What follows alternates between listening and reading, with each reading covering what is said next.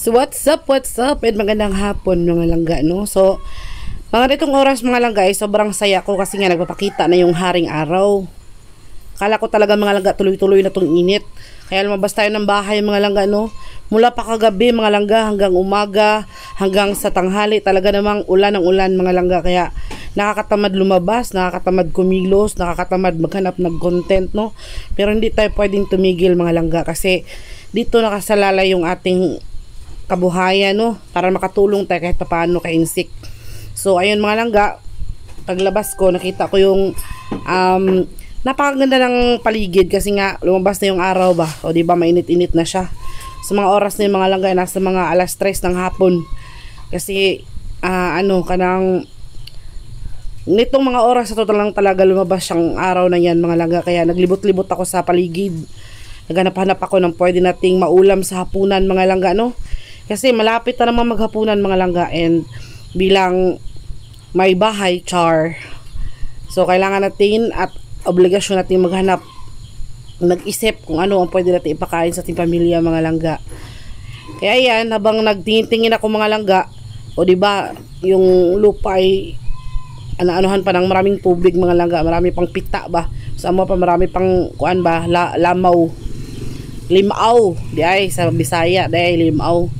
So ayan mga langga, balik tayo sa bahay mga langga kasi gigisingin natin si insik mga langga, kasi si insik ay nagpapahinga sandali, galing lang niyang maghatid ng pasahero mga langga, and magpapakain na tayo ng mga baboy. Pero bago yan, tingnan muna natin itong napaka-cute na anak ko. Ayan mga langga, mga anak ko yan, meron sa itaas, meron din sa baba. O yan, si Sphinx. May nagtanong kasi mga langga kung ilang taon na si Sphinx. Si Sphinx po ay 4 years old na mga langga. Napakabait. At itong ating mga rabbit, i-flex ko, si Luke at saka si Nicolo mga langga. Si Luke yung pula ang mata. So yan, papakita ko sa inyo yung paligid-ligid ng maraming linga mga langga. And of course, i-flex ko din itong aking anak, oy, na maitim na aso, na pinakapinangga naman, love na love ni mami at ni daddy mga langga. Then naisipan ko mga langga na parang may bunga yata itong mga talong, kaya puntahan natin, no. So ang ganda ng init mga langga, yung init na tumatama sa sa balat mo, napakasarap damdamin, dimdimin, napakasarap langhapin ng init kasi nga ngayon lang talaga uminit. Mula pa kayo ng umaga, mula pa kagabi, kahapon, grabe talaga yung ulan, walang tigil mga langga, no.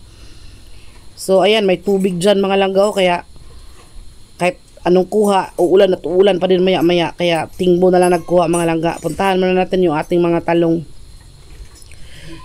So tingnan natin mga langga, no, na parang kasi mga langga, yung bunga ng aming mga talong ay pinalalagas muna namin para makapagtanim-tanim tayo ng marami, no. So ayan, pinagguwang namin yan sa punuan mga langga, and of course itatanim natin yung buto na yan.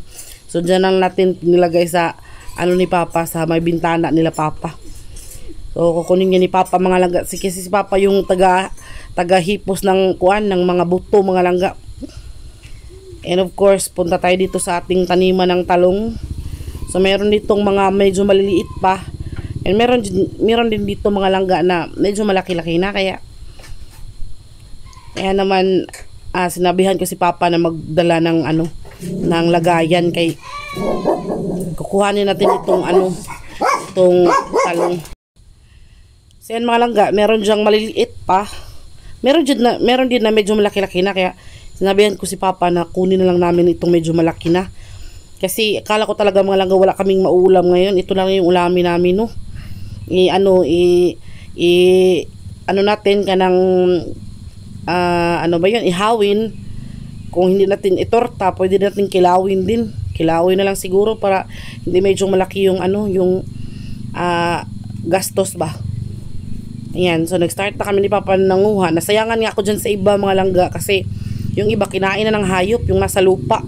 Kaya sinabi ko kay Papa na kunin na lang yung mga nasa lupa ba, para hindi masayang. Medyo maliit pa yung mga nasa lupa, pero pinakuha ko ng mga langga, kay kung mga manok kasi yun mga langga, kapag nasa lupa ba, nila ba, kakainin nila. Hindi naman natin pwede bantayan ito ng 24 hours, no. Kaya ayan, meron talagang mga talong na may mga tuka na ng manok.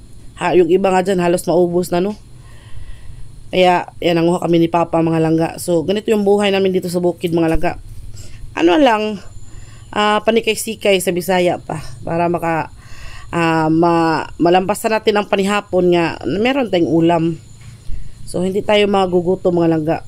Meron din naman kaming tuyo kasi bumili kami ng tuyo mga langga kasi lalo na ngayong tag-ulan, mahirap pag mawala ng ng ulam.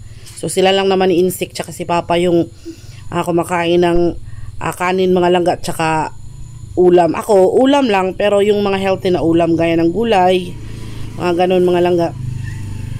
Kasi nga alam nyo naman tayo ngayon na change lifestyle na tayo ngayon mga langga kasi for the better mga langga, di ba?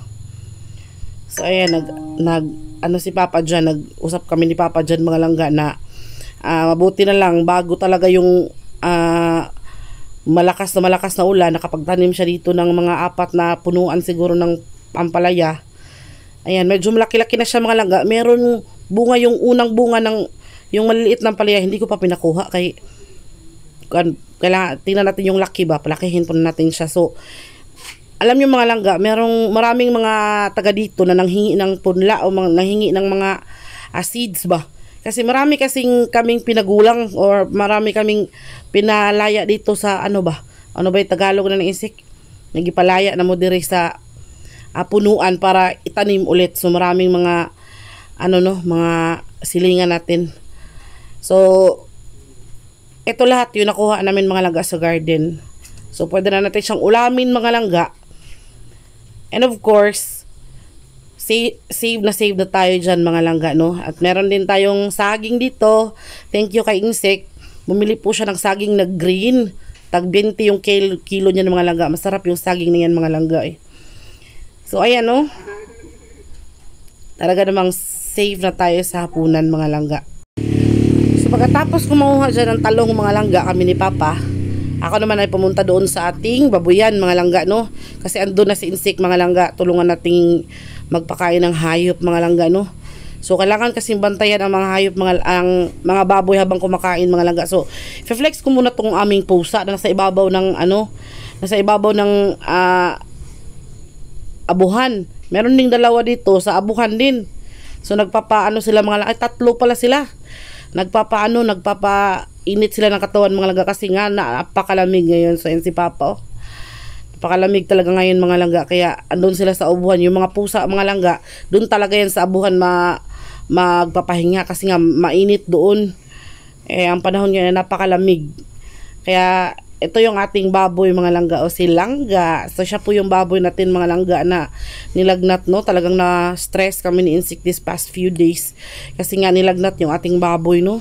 Hirap talaga kapag mga langga, kapag may dinadamdam ang ating mga hayop ng mga langga. So tingnan ko din si Lourdes mga langga. Ang sarap ng kain ni Lourdes doon. So ayan mga langga, no? Maglilinis tayo ng mga langga, maglilinis tayo ng kulungan. So since nagvi-video tayo ngayon, si Insik yung maglilinis ng kulungan mga langga. So kailangan talaga ang kulungan ng baboy ay malinis. Kasi para hindi sila anuhan ng mga sakit, bakterya o kahit na ano pa man, no? Tingnan mo yung baboy namin, no? Gusto talaga niya ang tubig mga langga. Kaso lang hindi pa namin siya pinababasa kasi nga kagagaling lang niya galing sakit ba, galing sa lagnat. Sinabi ko kay Insik na huwag mo nang basain yan, iinom pala siya ng tubig. Meron naman siyang tubigan mga langga doon. Meron siyang nipple. Meron ding gamot ang kanyang tubig, kaya hindi siya nawawala ng tubig mga langga. Ang gusto lang siguro talaga niya yung maglaro. Kaya yan, no, talagang hinuhuli niya yung tubig ba. So doon naman sa kabila, doon si Jopay, yun yung aming inahin na baboy mga langga. So ayan, yan yung aming mga alagang hayop mga langga. Itong pag-aalaga ng hayop mga langga ay pakikipagsapalaran talaga, no? Kasi hindi natin alam ba. Pero nakakalungkot din mga langga. Hindi talaga ako mapakali kapag ganitong hindi masyadong kumakain itong ating hayop, no? Kasi nga pray natin na sana maging okay lang sila. Napakahirap talaga mga langga na mawala ng hayop ba. So nakaka-relate dyan ang mga ang mga nag-aalaga ng hayop mga langga. Kaya sa abot na makakaya talaga ay alagaan talagang mabuti. Pero kahit nga alagaan mga alaga ng mabuti, kapag minalas talaga. Pag minalas talaga, mamalasin talaga.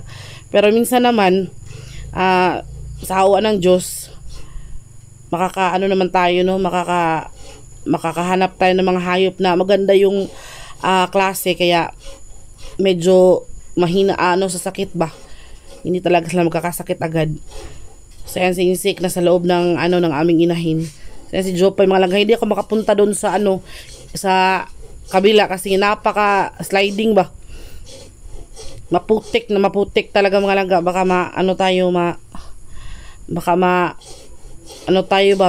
ma-slide tayo. So, Diyos ko Lord. So yan yung baboy namin yan mga langga ay mula nung magkasakit siya ay nag-dry feed muna siya sa ngayon. So sana tulungan niya nang gumaling ang ating hayop. So umulan na naman po mga langga, no? Patilaw ra jud tagamay init mga langga. Nya ngayon umuulan na naman. Nakikita niyo po yan mga langga, oh. Hindi siguro makita, oh. Talistik na sad. So nagpapakain po tayo ng ating mga hayop dito mga langga. And sa insik, sexy insik, ay probiya.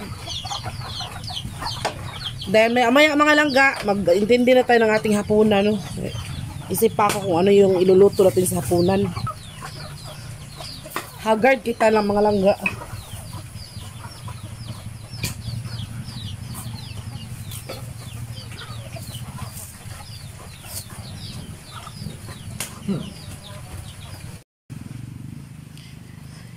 Tingnan nyo na naman mga langga kung gano'n na naman kaitom sa langit, no? Grabe, umuulan na naman mula umaga hanggang hapon, tapos nagpainit lang siya ng konti mga langga, umuulan na naman, oh. Diba? Kaya yung natin hindi matuyo-tuyo ba yung nilabahan natin mga langga. Pangit din mga langga kapag laging umuulan ba, kay mahirap makakahanap ng content, mahirap magtrabaho sa labas kay umuulan. Sana baka na lang tayo ba, no? Kasi pag maraming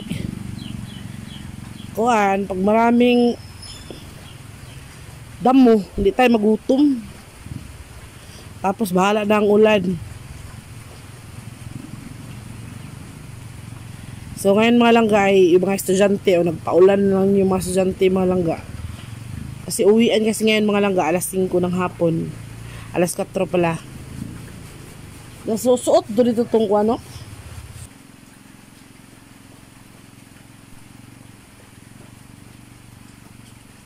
medyo lumakas yung ulan mga langga. Nandito pa rin kami sa among tangkal kay hindi pa man tapos kumain yung aming mga baboy. Tapos hindi sila pwedeng iwan mga langga kay makuan man, maraming manok ba. Saluhan sila ng maraming manok.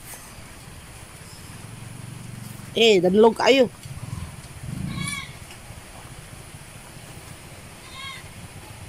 Kaya kailangan talagang bantayan hanggang matapos mga langga yung baboy natin na nilagnat, oh. Pero sa awa ng Diyos mga langga, medyo okay na siya, pero di pa rin talaga siya okay na okay. Kailangan pa rin siya tutukan mga langga. Kaya tutok kami insik nito mga langga.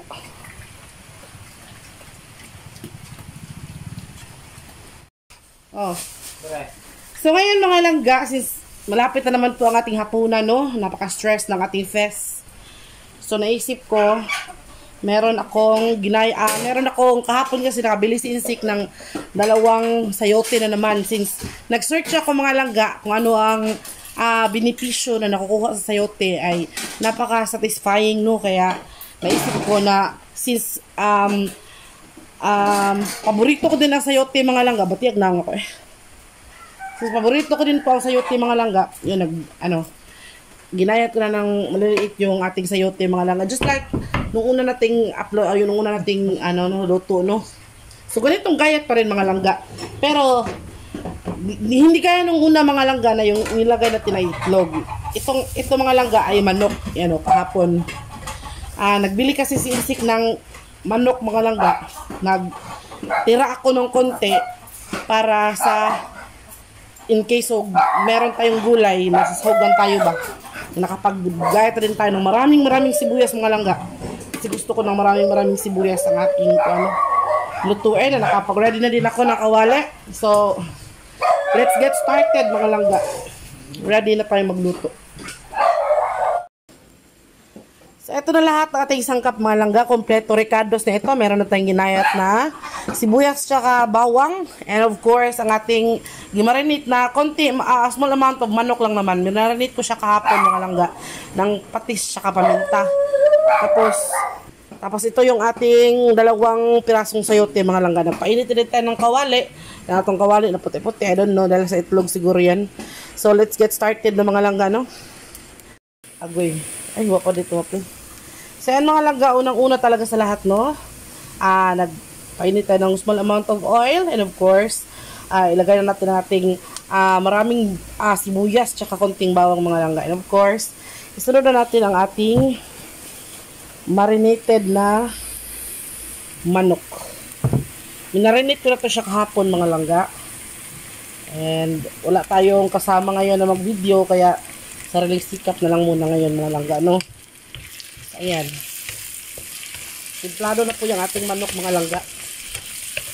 Ayoko kasi siya na ma-frozen, no? Kaya minarinate ko siya kahapon.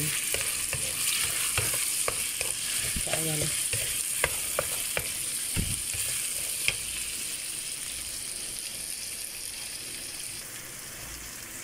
Yang manok na yan yung manok na yan mga langga ay ano lang, baka ng breast part bitaw. Parang isang breast part lang. Tapos hiniwa ko siya ng maliliit mga langga. Mga unod-unod yun siya mga langga. Ayan o. Hiniwa ko siya ng maliliit. Kasi paborito ko kasi yung sayote mga langga. Pero nakasawa din pag laging itlog yung ating kuano. Pagsahog ba? Kaya minsan karni naman para meron tayong protein ba. So yan mga langga, madali na naman to siyang lutuin mga langga, no? Since mahilig tayo sa veggies, kaya mas prefer kong sayote mga langga ang lutuin ko kaysa ibang gulay. Tsaka mas healthy ang sayote mga langga. O see? Na-mix ko na siya mga langga and hintayin na natin siya na magtubig. And kapag nagtutubig na po siya mga langga, maluluto siya sa sarili niyang tubig mga langga. Hindi natin siya lagyan ng tubig. So ayan no. Napakaganda. Kaya hayaan na lang natin siya na lumambot mga langga. Takpan na natin siya tapos hayaan na lumambot. Maya niya na maluluto na yan mga langga. Madali lang naman lutuin ng sayote, no? Very easy talaga at napakadali lang. Kaya ayun, lagi ko siyang niluluto and napakasarap din mga langga. Hindi nakakasawa. So yan ang mga langga, luto na ang ating sayote, gisadong sayote with chicken mga langga. And of course, titikman natin, no? Dahil luto man na to. So ato ning tilawan mga langga. Tikman natin.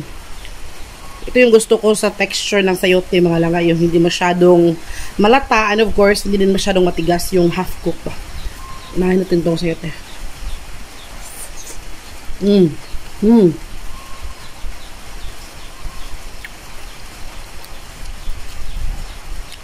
May crunchiness pa rin sa mga langga, and of course ang chicken.